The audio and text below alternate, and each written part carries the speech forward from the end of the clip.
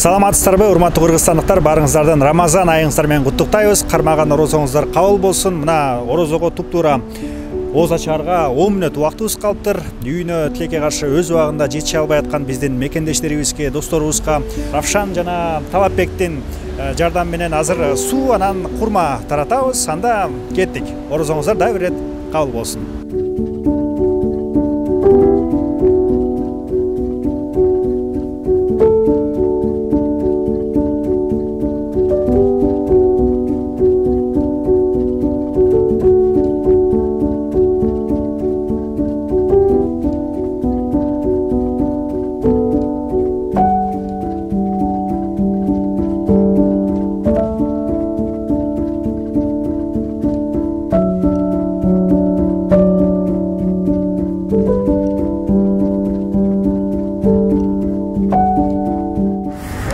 Кабыл болсын.